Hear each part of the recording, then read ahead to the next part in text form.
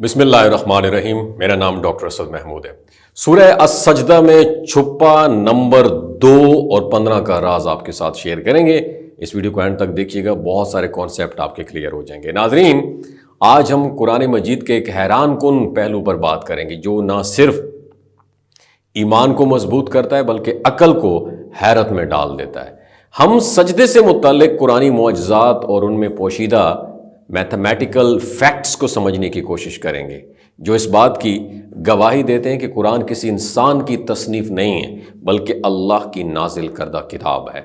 قرآن مجید میں کچھ ایسی آیات بھی موجود ہیں جن میں اللہ نے براہ راست سجدے کا آرڈر دیا ہے۔ کچھ مقامات پر یہ حکم کفار کے انکار میں جواب میں آیا تاکہ اہل ایمان ان کے مقابلے میں اللہ کے آگے جھکنے کا مظاہرہ کرے، جیسا کہ سورہ فرقان کی آیت نمبر 60 میں فرمایا گیا، جس کا ترجمہ یہ ہے، اور جب ان سے کہا جاتا ہے یعنی کفار سے کہ رحمان کو سجدہ کرو تو وہ کہتے ہیں کہ رحمان کیا ہے؟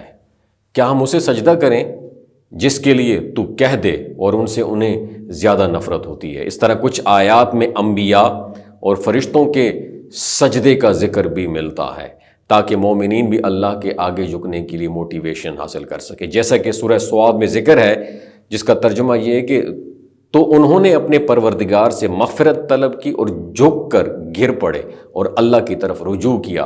یہ تمام مقامات اس حقیقت کی نشاندہی کرتے ہیں کہ سجدہ اللہ کی عظمت کے اعتراف اور بندگی کی معراج ہے۔ لیکن حیرت کی بات یہ ہے کہ پورے قرآن میں ایک ہی سورہ کو السجدہ کا نام دیا گیا ہے، جبکہ سجدے کا ذکر دیگر سورتوں میں بھی موجود ہے۔ ایسا کیوں ہے؟ سورہ السجدہ جو قرآن کی 32ویں سورہ ہے اور 30 آیات پر مشتمل ہے، اگر ہم غور کریں تو 32 اور 30 کے درمیان فرق کتنے کا ہے؟ 2 کا ہے، اور یہ عدد قرآن میں سجدے کے ذکر سے گہرا کنیکشن رکھتا ہے۔ مزید حیران کن بات یہ ہے کہ سورہ السجدہ میں جس آیت میں سجدے کا ذکر آیا ہے وہ آیت نمبر 15 ہے۔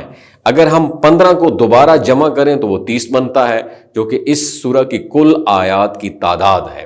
اور یہ محض اتفاق نہیں ہو سکتا بلکہ یہاں ایک اور دلچسپ حقیقت بھی ہے کہ آیت نمبر 15 میں صرف سجدے کا ذکر نہیں بلکہ یہ آیت خود 15 الفاظ پر مشتمل ہے، یعنی ایک بار پھر عدد 15 سامنے آ رہا ہے جو کہ ایک خاص ترتیب کو ظاہر کرتا ہے۔ اگر ہم پورے قرآن کا جائزہ لیں تو جہاں جہاں سجدے کا ذکر آیا ہے ان مقامات کی کل تعداد بھی 15 بنتی ہے، یعنی سجدے سے متعلق قرآنی مقامات اور سورہ السجدہ کی آیت 15 کے درمیان ایک حیرت انگیز مطابقت موجود ہے جو اس حقیقت کو مزید تقویت دیتی ہے کہ یہ کسی انسان کا بنایا ہوا کلام نہیں بلکہ خالصتاً اللہ کا معجزہ ہے۔ لیکن یہ سلسلہ یہیں پر ختم نہیں ہوتا۔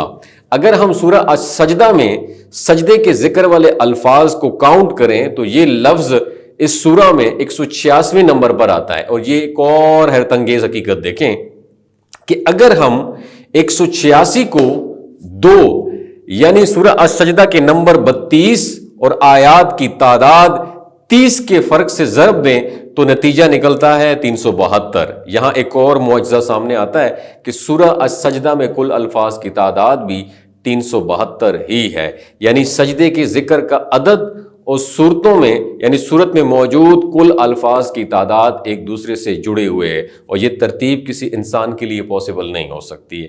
کیا کوئی شخص 1400 سال پہلے ہی ایک ایسی کتاب لکھ سکتا تھا جس میں الفاظ کی ترتیب اور سجدے کے مقامات اس قدر آپس میں کنیکٹڈ ہوں؟ ہرگز نہیں۔ یہ ایک واضح نشانی ہے کہ قرآن اللہ کی طرف سے نازل کرتا ایک کتاب ہے، اور یہ بھی دلچسپ بات ہے کہ قرآن میں ایک اور صورت ایسی بھی ہے جس میں ایک سے زیادہ سجدے موجود ہیں، اور وہ ہے سورہ حج۔ اب حیرت انگیز بات پتہ ہے کیا ہے؟ وہ یہ ہے کہ سورہ الحج جو ہے قرآن کی 22ویں سورت ہے، اور اس میں 2 سجدے موجود ہیں، یعنی ایک بار پھر عدد 2 سامنے آتا ہے جو سورہ السجدہ کی ترتیب میں بھی موجود تھا۔ ناظرین، یہ تمام حقائق اس بات کا ثبوت ہیں کہ قرآن صرف ایک مذہبی کتاب نہیں بلکہ ایک معجزہ ہے جو ہر زمانے میں اپنی سچائی ثابت کرتا رہے گا۔ اللہ تعالیٰ نے سورہ السجدہ کی آیت نمبر 2 میں فرمایا، جس کا ترجمہ یہ ہے کہ اس میں کوئی شک نہیں ہے کہ اس کتاب کا نازل کیا جانا تمام جہانوں کے پروردگار کی طرف سے۔ یہی وہ حقیقت ہے جو ہمیں سمجھنی چاہیے۔ آج جدید ریاضی اور سائنس کے ذریعے ہم وہ فیکٹس جان رہے ہیں جو 1450 سال پہلے نازل ہو چکے تھے۔ یہ کتاب ہر زمانے میں اپنی سچائی کا ثبوت دیتی ہے اور اس میں موجودہ معجزات عقل والوں کے لیے ایک نشانیاں ہیں۔ یہی وہ قرآن ہے جو قیامت تک کے لیے ہدایت کا ذریعہ ہے اور جس کے الفاظ ہر دور میں اللہ کی قدرت کا ثبوت فراہم کرتے رہیں گے۔ اگر یہ ویڈیو آپ کو اچھی لگی دوسروں کے ساتھ ضرور شیئر کیجئے، ہو سکتا ہے آپ کے ایک شیئر سے اللہ تعالیٰ کسی کی زندگی اور دل بدل دے۔ اپنا بہت خیال رکھیے گا۔ اللہ حافظ۔